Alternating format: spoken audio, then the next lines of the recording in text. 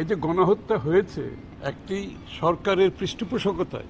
সরাসরি পৃষ্ঠপোষকতায়, এই জন্য এটার তদন্ত আন্তর্জাতিক মানের নিরপেক্ষ স্বচ্ছ একটি তদন্তের প্রয়োজন আছে। আজকে যেটা আমরা এসেছি যে বাংলাদেশ জাতীয়তাবাদী দলের সিদ্ধান্ত মোতাবেক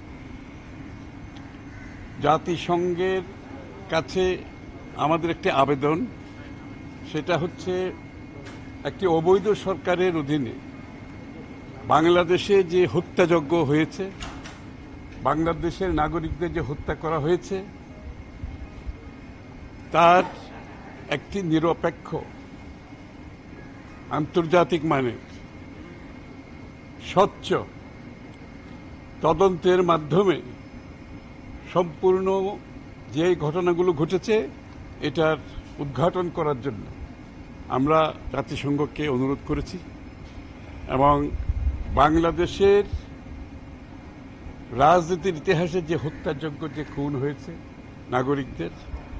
এটা উন্মোচন করার প্রয়োজন আছে এবং জাতিকে কলঙ্ক মুক্ত করতে হলে দেশের মধ্যে দেশের বাইরে যে ঘটনার মাধ্যমে হত্যাযজ্ঞ করেছে সরকারের পৃষ্ঠপোষকতায়, এটাকে জাতির সামনে, বিশ্বের সামনে আমাদেরকে তুলে ধরতে হবে, যাতে আগামী দিনে বাংলাদেশে কেউ সাহস করবে না যে বাংলাদেশের নিজের দেশের নাগরিকদের হত্যা করে জোর করে ক্ষমতায় গিয়ে থাকার যে আকাঙ্ক্ষা, সেই আকাঙ্ক্ষা যাতে কারো মনে আগামী দিনে না জাগে। এবং আমরা জাতিকে কলঙ্কমুক্ত করার জন্য এই ধরনের একটা পরিচ্ছন্ন, একটি নিরপেক্ষ, গ্রহণযোগ্য একটা তদন্তের কথা বলেছি, জাতিসংঘকে অনুরোধ করেছি, আমরা ইন্টারিয়াম গভর্নমেন্টকেও অনুরোধ করেছি জাতিসংঘকে বলার জন্য। তো আমরা আশা করছি যে জাতির এই ক্রান্তি লগ্নে এরকম একটি তদন্ত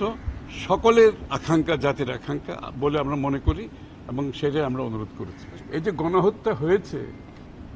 একটি সরকারের পৃষ্ঠপোষকতায়, সরাসরি পৃষ্ঠপোষকতায়, এই জন্য এটা তদন্ত আন্তর্জাতিক মানের নিরপেক্ষ স্বচ্ছ একটি তদন্তের প্রয়োজন আছে। এটার অর্থ এই নয় যে দেশের মধ্যে যে আইনি ব্যবস্থা সেটা তো এটার সাথে কোনো সাংঘর্ষিক কিছু নাই, কারণ আমাদের আইন বিভাগ বলে তো আগে আইন বলে তো কিছু ছিল না দেশে, কিন্তু সেটা এখন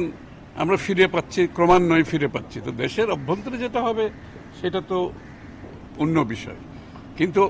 আন্তর্জাতিক, এটা তো সারা বিশ্বের কাছে বাংলাদেশে যে ঘটনাটা ঘটেছে এটা সারা বিশ্বের কাছে ঘৃণিত হয়েছে এবং সারা বিশ্বে এটার প্রতিবাদ করেছে। সুতরাং আমরা মনে করি এই জন্য আন্তর্জাতিক মানের একটি স্বচ্ছ নিরপেক্ষ তদন্তের মাধ্যমে জাতিকে কলঙ্কমুক্ত করতে হবে এবং এই তদন্তের মাধ্যমে আমরা যদি সেটা তুলে ধরতে না পারি তাহলে বাংলাদেশের ভবিষ্যতে আগামী দিনেও এরকম স্বৈরাচার,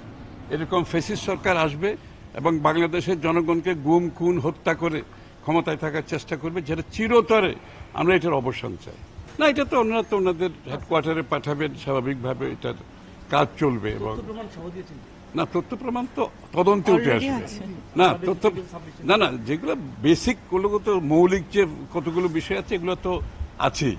কিন্তু এটা তো তদন্তের মাধ্যমে উদ্ঘাটন করতে হবে। আইসিসিতে যেতে হলে সেটা আলাদা অ্যারেঞ্জমেন্ট আছে